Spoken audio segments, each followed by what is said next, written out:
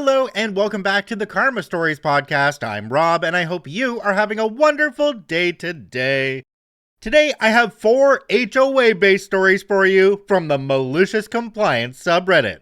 The Karma Stories podcast is published to all major podcasting platforms, and you can also read along on YouTube under our @Karma Stories podcast handle. If you have a story you'd like to submit to the podcast, you can do so by email at karmastoriespod@gmail.com. If you enjoy true crime stories, make sure to check out our new podcast, Karma Crime, available on every major podcasting platform. Alright, on to today's stories. Let's jump right in. This story comes to us from JMP817. Self-metering Flowerpot defeats HOA. When I was in high school back in the late 90s, one of my teachers shared a story with the class in order to explain why we would have a substitute teacher in the next week. This is by far my favorite story in the vein of Malicious Compliance. My teacher was in his late 30s, married for only a couple of years, and over the summer, him and his wife bought their first house together. As is typical, the house was in a development that had an HOA.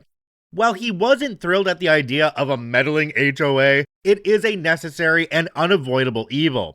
He went through their CCRs with a fine-tooth comb and decided that while there was some stuff he wasn't a fan of, overall he could live with it. So they signed the papers and bought the house.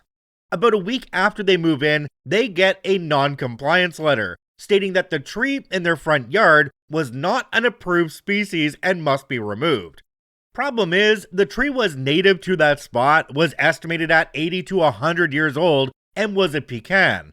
I mentioned that type for 2 reasons. First, a pecan produces nuts, obviously, and that is why the HOA said it can't be in the front yard. After all, a lawnmower flings a rogue pecan through a neighbor's window, and there will be an issue. The second issue is that this was in the Dallas, Texas area. The pecan is the state tree of Texas, and as such, it gets a little legal protection. Basically, to cut one down, you need to have a permit. To get that permit, you have to show the tree is diseased or a hazard. Just being in the way is not sufficient. My teacher is upset as the tree is large, provides lots of shade, and he likes eating pecans. He writes back to the HOA, who turns a deaf ear and points to the CCRs and refers him to their legal team for any further questions. He then contacts the county and state, who both come back with he can't remove the tree without a permit, or he will face a large fine and/or jail time. He copies that letter and sends it along with his own letter in a certified envelope to the HOA lawyers. The lawyers come back that the CCR is binding. He's not allowed to have a fruit or nut producing tree in his front yard. But ornamental trees or flowers and flower pots, this is important, are fine. If it isn't removed in 30 days, they will begin fining him. At this point, he gets his own lawyer and turns it over to him. A couple of months go by, and we are to the part of the story where he is explaining why there will be a substitute. He will be going to court to have a judge weigh in on the matter. The next week comes, and after the court hearing, he comes in and says that basically he lost. As the judge ruled, the CCR did apply, and the tree had to go.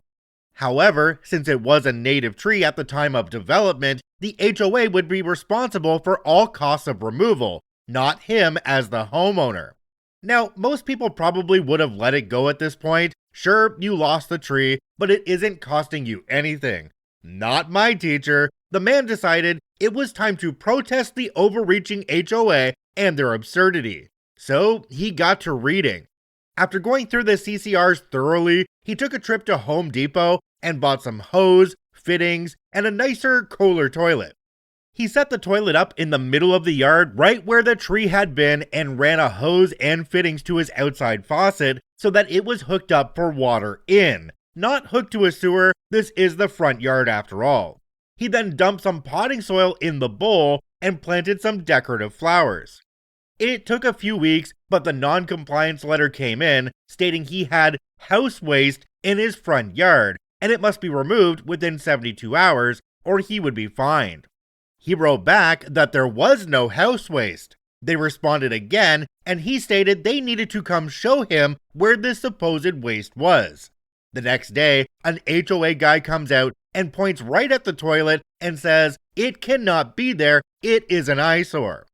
My teacher responded, "Sorry you feel that way about my self-watering flower pot, but I see nowhere in the CCRs that state what style of flower pot is or is not allowed." HOA guy gets verbally heated and threatens to call the cops, to which my teacher agrees. Having his bluff called, the HOA guy leaves. A week or so goes by, and the class I'm in is pestering our teacher every day for new stories on this. He said he got a letter from their lawyers, which he sent straight to his lawyer.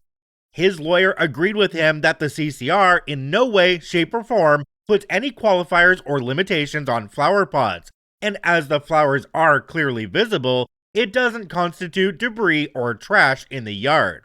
A few back and forth things happen between the lawyers, and then the HOA moves for a trial, which gets the same judge as before. The judge reviewed the case and dismissed it as frivolous. He did put in his remarks or decision something along the lines of, while the defendant's choice of a flower pot is eye-raising and isn't traditional, there is nothing illegal about his use of a commode as art in his yard. The plaintiff has failed to demonstrate any sound reason this would violate existing rules and bylaws of their association. Jumping down to the comment section on this one, we have one from a user called AK Christor. It says, "A 100-year-old pecan tree? Holy crap, that thing would have been expensive. If the HOA had to cover the cost of the removal, they should have also covered the massive reduction in property value for a tree that old." OP responded and said, "Yeah, it was huge. Not sure if there was anything about reduced property values, but I agree." Ooh, I really like this comment because this is getting into tree law territory. OP's teacher should have had an arborist come out and get a valuation of that tree, and then ask the HOA to compensate them for that value. I mean, that tree was there when they bought the property. They could even say that it was one of the deciding factors for them to purchase that home, and that the removal of it is going to severely devalue their enjoyment of their property. Okay, before we wrap up this story, was anybody else thinking that OP's teacher was going to turn that tree into a gigantic potted plant? Like, build the pot around the bottom of it, and then try and get the HOA to prove in court that it isn't technically a potted plant? I mean, they did say that the HOA's rules on potted plants were pretty ambiguous. Sounds to me like they could have gotten away with it. This story comes to us from Jumbo Face. "Call the HOA because my yard is devaluing your house? Alright, I'll have it cleaned by the inspection date." This is a story about my mom. She's always been incredibly stubborn, but this particular event really stands out from my teenage years. Every year, my mom had us pull everything out of the garage to go through it, clean, and reorganize. The garage was packed with an overwhelming number of boxes. She owns an almost alarming amount of stuff. One year, the couple who lived across the street, who were flipping their house, were in the process of selling it. They weren't too pleased with my mom's unsightly driveway covered in boxes, claiming it was ruining their curb appeal, so they called the HOA. By the time my mom received the HOA's letter, the driveway had already been cleared, but they tacked on a few extra complaints, like the bikes leaning against the side of our house, and some patchy gravel in the yard. She was given 2 weeks to bring everything up to standard. My mom, being both petty and easily annoyed, immediately knew who was behind the complaints.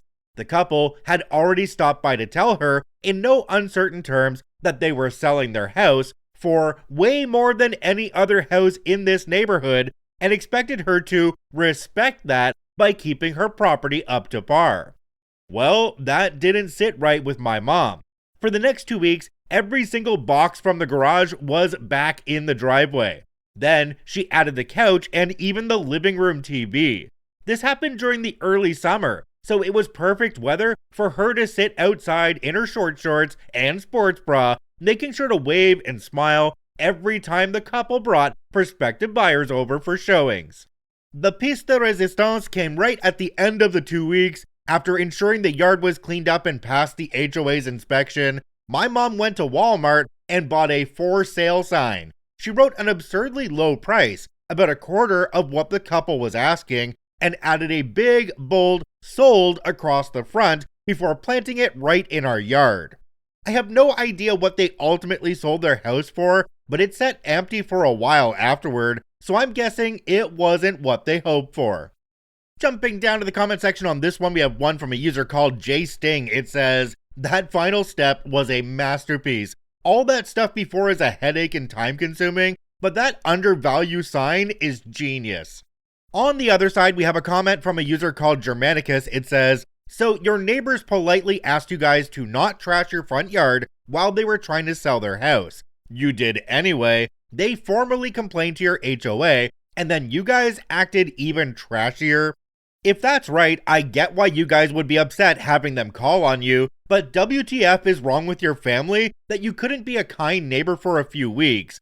I mean, just take your trash in boxes out back, hidden from view. This should be posted on r/trashy. It's clear you were jealous of their home, even if it was overpriced. I believe this because if you really didn't like that neighbor, you wouldn't be making it harder for them to leave. You would be doing everything you could to get them away from you. It's cool that your mom stood by her values, but she should have had some self-awareness to see the bigger picture."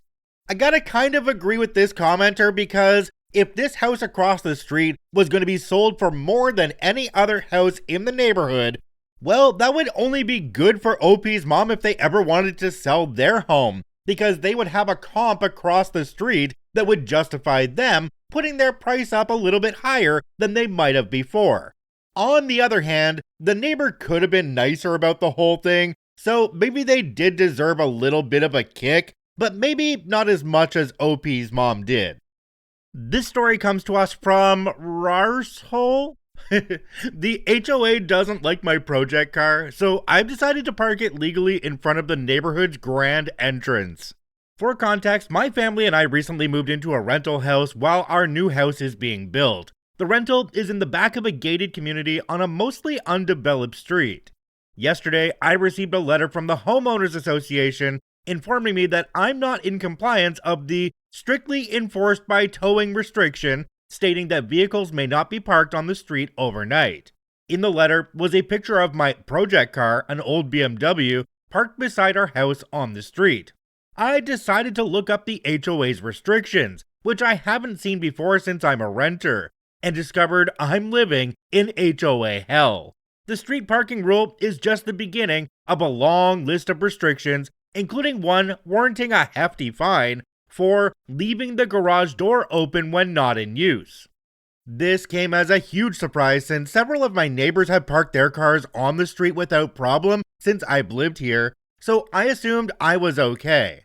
I can only imagine that they've singled me out because my car is 30 years old. However, in my defense, it's very presentable and by no means junky. Being singled out made me incredibly frustrated to the point where I started doing legal research. It turns out my HOA has every right to tow my project car since it's parked on a private street in the neighborhood.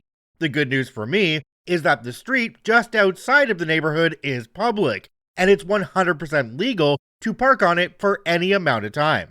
Unfortunately for the HOA, the closest section of public street to my rental house is right in front of their nice gated entrance. Ironically, my old BMW has now become part of their image, and there's nothing they can do about it until I move out in a few months. Jumping down to the comment section on this one, we have one from a user called Hoskus Foot. It says, "Your classic BMW is too nice to grace their sign with, man. I think it's worth investing $200 in a barely drivable hoopty with different colored doors, missing windows, on 3 of those undersized temporary tires and wheels, and 1 normal one." Okay, I think we need to add one more thing to this comment, and that's if OP were to do this, they need to park it so that the front of the car is facing out towards where everybody drives by, and in the windshield, there needs to be a big sign that says, "Parked here on orders of the HOA." You really need to let everybody know why you're parked there and why you're sticking it to them. This story comes to us from a deleted account, Revolution Against Our HOA. My wife and I moved into a 64 townhome community that was 10 years old at the time. The HOA board was comprised of 5 members that were original homeowners when the community started and had been the sole board members since the community started. their sense of entitlement was batcrap crazy. They thrived on their quarterly walkthrough of the neighborhood, as they could write up every single home for some kind of violation, regardless of how minor the offenses were. Everyone gets a violation letter.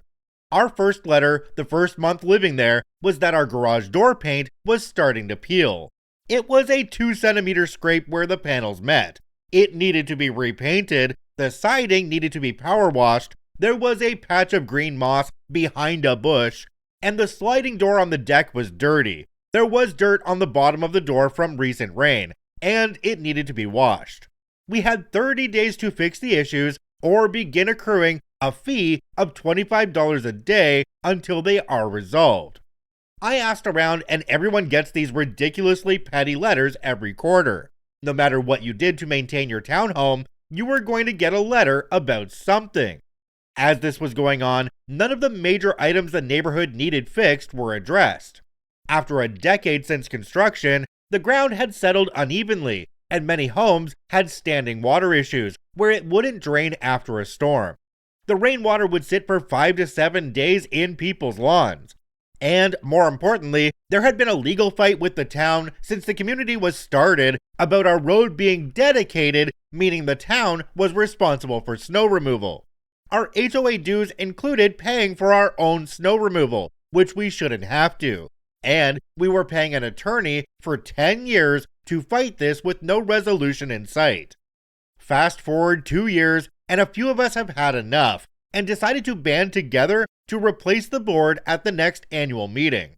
The existing board got wind of this and hit us with all pages worth of issues with our properties, since if you have outstanding issues, you are not in good standing with the community, thus cannot run for a board position, or even vote for those running. This petty move brought the community even closer, and we all spent the weekend before the meeting helping each other clean out their HOA honey-do list.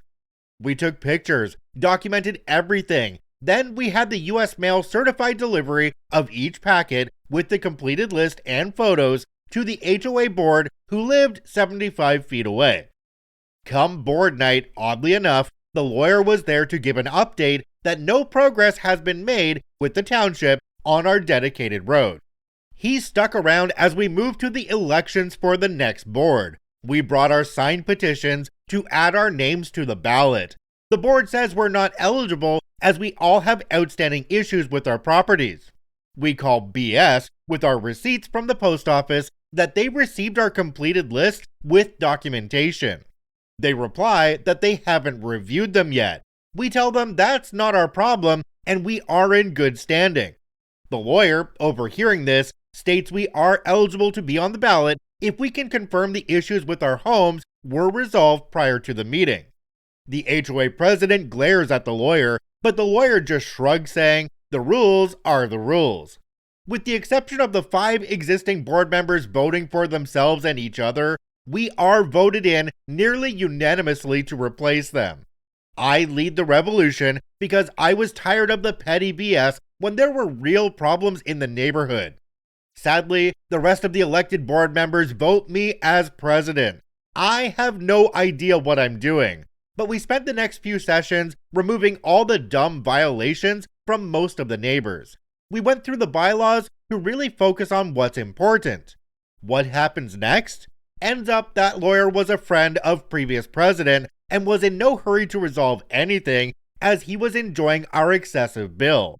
I notify him if it's not resolved in the next 6 months, we're finding new representation. He was actually good at his job when pressed to do it. He won the case, the town appealed, and tried to drag it out. He fast-tracked the appeal as it had been going on for 10 years, and we won the appeal too. The town dedicated our road, then the lawyer pressed that it should have been done years ago. It wasn't him slowing things down, but the town.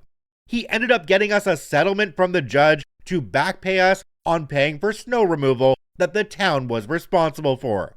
We ended up using that settlement to have French drains installed across much of the community to clear the standing water issues. With the money left over, we fixed a lot of the neighborhood issues that the HOA should have been doing the whole time. Fences and sidewalks in disrepair, replaced dead trees and shrubs, etc. It was great getting all that done without having to hit our capital reserve fund.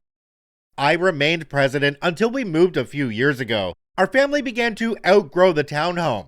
Now we live in a new, larger development with a new HOA. I was asked to run for a position on it. I replied, not an effing chance, but I will lead a coup d'etat if I need to. OP added an edit down at the bottom. It says, edit, as to the original HOA president, 50-year-old male, he wasn't actually eligible to be president. He wasn't on the mortgage. The townhome was in his mom's name. No one knew because he held the books. So, being the vengeful leader at the next annual meeting, I wait until ex-president shows up with his petition to try and get his position back. I tell him in front of the 60-plus homeowners that he can't even be at the meeting, let alone vote or be on a ballot, as his name isn't on the property. But his mom is eligible if she wants to. That was embarrassing enough for the entitled little prick. Jumping down to the comment section on this one, we have one from a user called An Old Fart. Well done. I hope your new HOA board inspected the former board members' properties and notified them of every single violation and demanded immediate corrections. Oh my gosh, that would be absolutely perfect. In fact, I would have that all ready to go for the end of that meeting where they weren't the president anymore, so that as soon as they got back to their home, the violation report would already be there in their mailbox. If you enjoy daily Reddit stories, I encourage you to follow and add us to your favorites on whichever podcasting platform you enjoy the most. And if you're watching and listening on YouTube, please hit that subscribe button and drop a like on the video. It really helps us out. I thank you for watching and listening. I hope you have a wonderful day, and we'll see you tomorrow.